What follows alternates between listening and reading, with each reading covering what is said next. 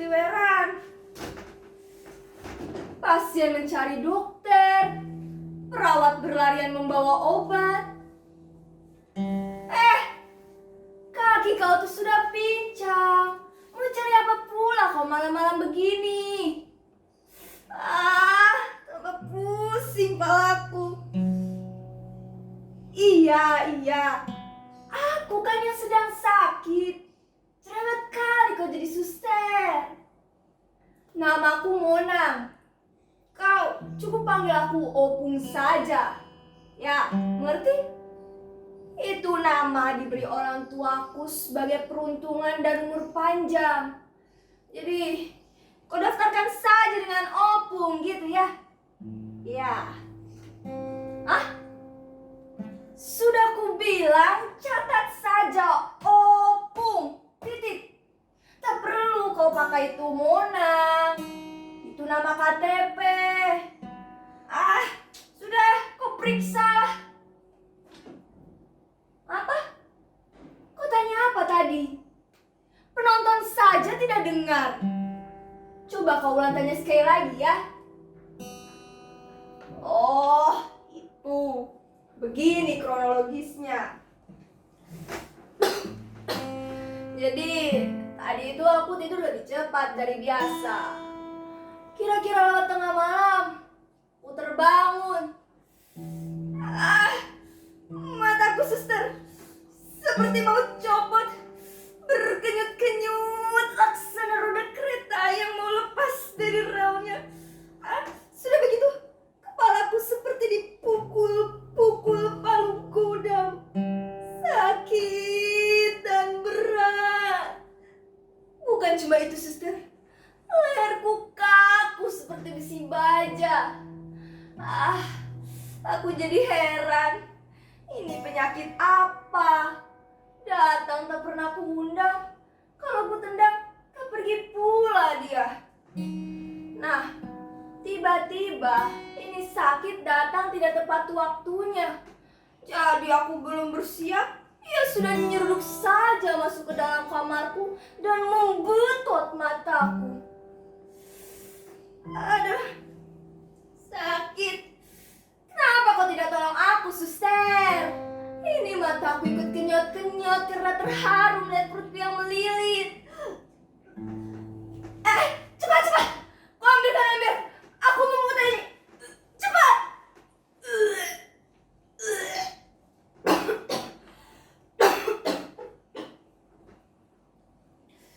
Suster, kau di mana?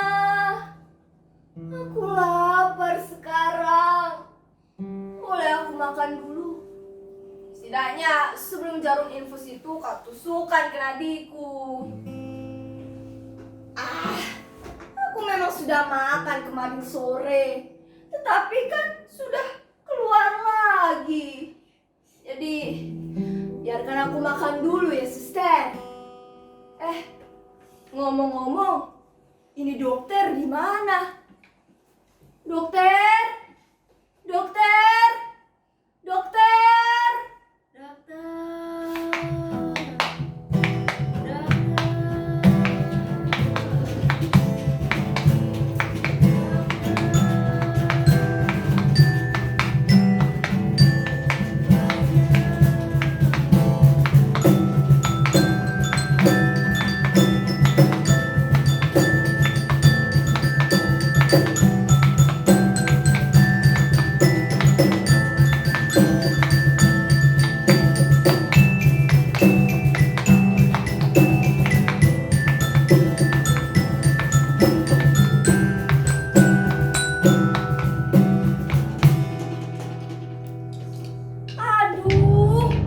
Sudah tengah malam begini, masih saja datang pasien. Tunggu. Dasar supir angkot. Bagaimana mungkin ngantar korban tabrak lari? Ditinggal kabur. Jabatanku memang sekedar perawat di sini. Tetapi aku yang menentukan nasibmu. Camkan itu. Mana mungkin kau bisa bayar di UGD ini? Masa ditanya nama saja tidak menyaut? Kan Semua orang punya nama, karena pasti punya KTP kan? Aku belum tanya kau soal siapa yang akan menanggung biaya perawatanmu selama kau dirawat di sini. Sana, kau tanyakan saja pada penonton. Mana ada sih rumah sakit terbaik dengan dokter-dokter dan suster terbaik gratis? Nggak ada kan? Nggak ada kan penonton? Tuh, penonton aja jawab nggak ada. Nah kau, aku tak tahu asal usulmu, tiba-tiba dengan tubuh penuh luka, nyeruduk saja masuk UGD. Memangnya ini UGD mbahmu? Meski namanya unit gawat darurat, rumah sakit ini juga punya prosedur untuk membantu. Pertama, aku harus tahu dong, kau siapa? Dari mana asalmu? Penduduk sah atau liar? Kedua, siapa orang tuamu?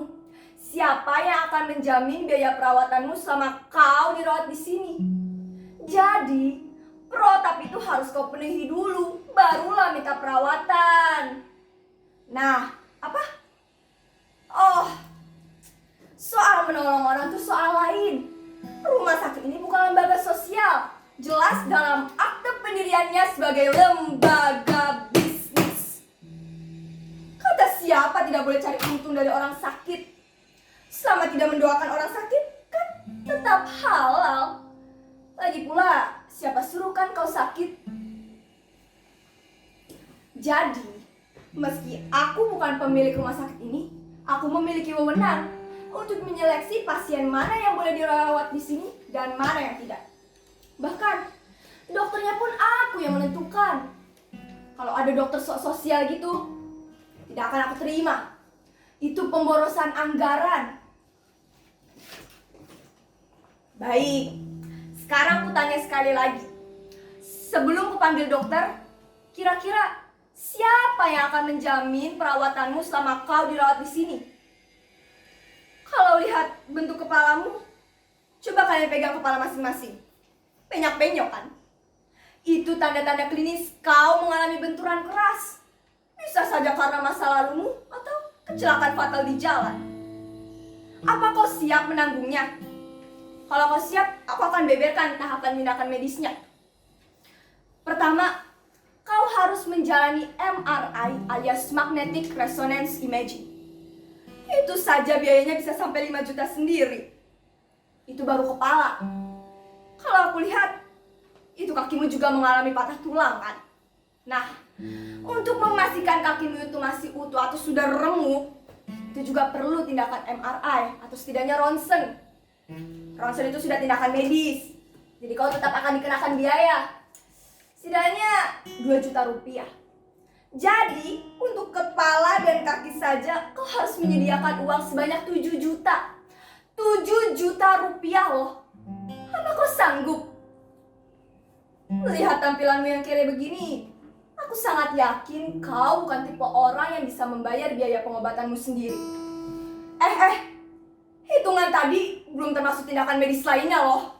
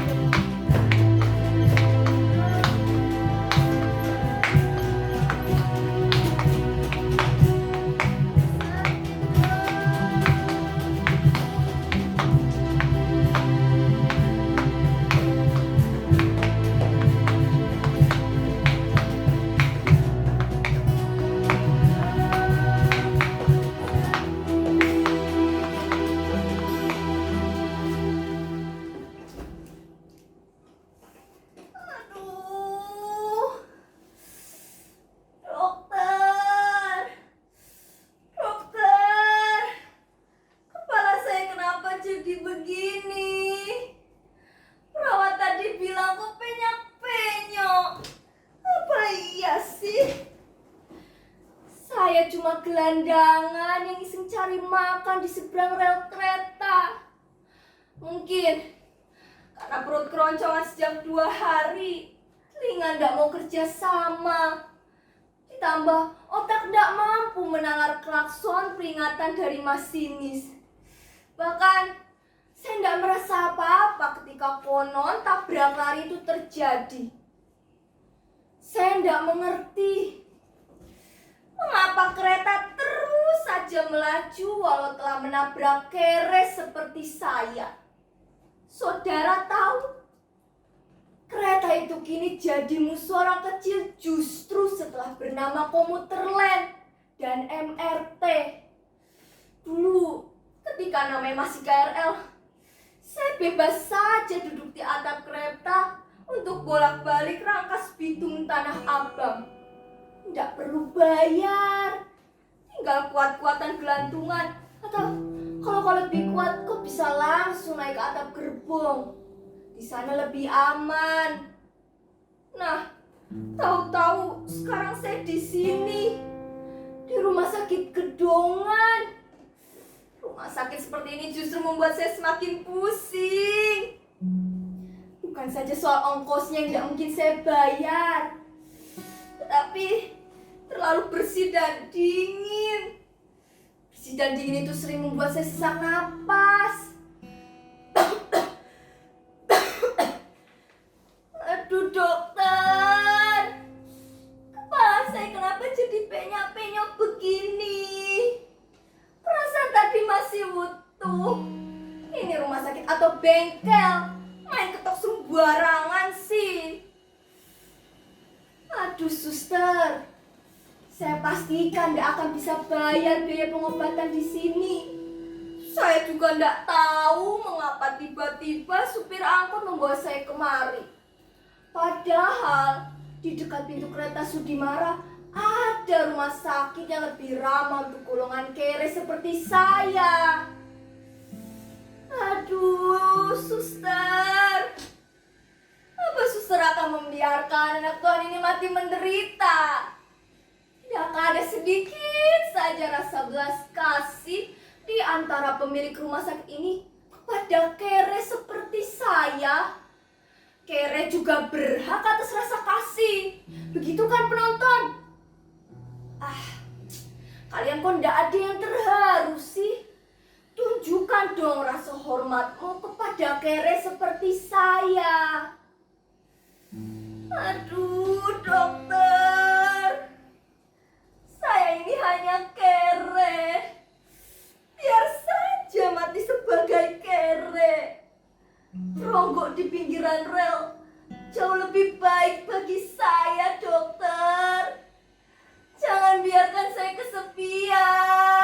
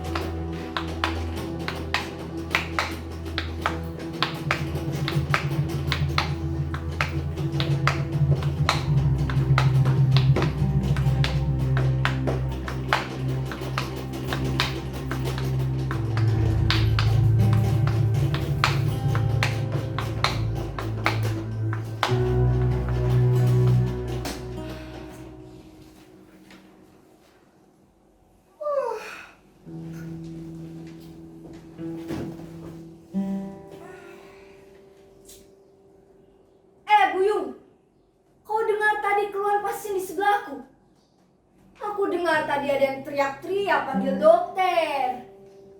Jelang pagi tadi aku sudah minta telepon itu dokter ahli. Aku tak mau tiba-tiba penyakit stroke menyergapku diam-diam. Apalah guna hidup kau kalau badan nanti separuh. Apa kau dengar tadi keluar pasien di sebelahku? Suster, aku tak mau lah kau begitu galak pada pasien miskin.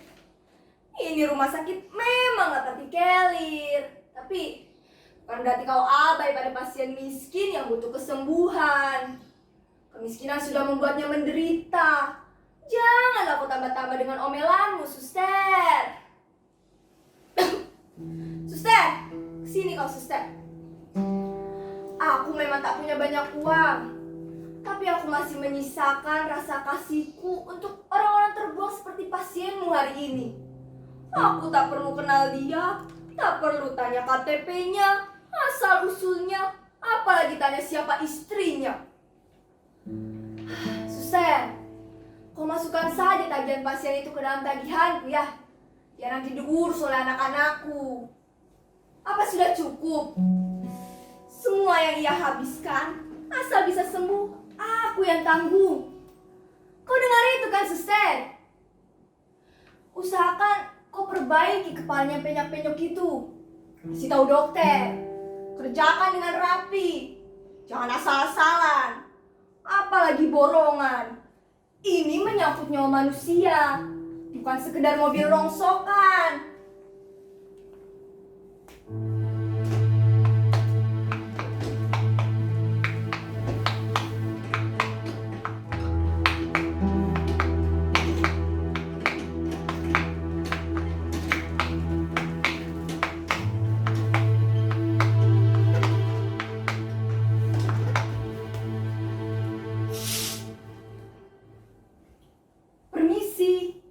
Apa benar Anda bernama Opung Mona? Kok siapa berani-berani sebut Mona? Tapi benarkah ini Opung Mona? Kau sebut saja Opung. Baik Opung, perkenalkan, saya Raden Mas Kencono. Kau Raden rupanya. Nah, ada apa kau kemari? Begini Opung, kami hanya ingin menyampaikan kami sangat berterima kasih karena Opung telah mau menanggung biaya perawatan pasien yang ada di sebelah Opung. Cuma masalahnya, apa lagi? Aku kan sudah bilang, masukkan saja tagihan pasien itu ke dalam tagihanku. Ini bukan soal mencari pahala loh Pak Direktur Raden. Aku hanya ingin ia mendapatkan kesembuhannya kembali. Oh iya, tolong kau nasihati sustermu itu ya. Jangan pernah ia remehkan orang, apalagi menghinanya. Siapapun dia, kaya miskin sama saja di mata Tuhan. Cukup. Aku tahu maksud Pak Direktur Raden. Anda meragukan apakah aku mampu membayar tagihan pasien itu kan? Tak perlulah ragu. Kalau kau tak percaya, bawa saja kwitansinya kemari, biar aku bayarkan di sini. Kalau Pak Raden canggung padaku, suruh suster yang ngomel-ngomel itu kemari ya, biar sekalian aku ceramahi dia. Tapi begini Opung, saya ingin menyampaikan bahwa pasien itu baru saja dinyatakan terminal. Apa? Bagaimana kronologisnya? Pasien itu baru saja dinyatakan meninggal dunia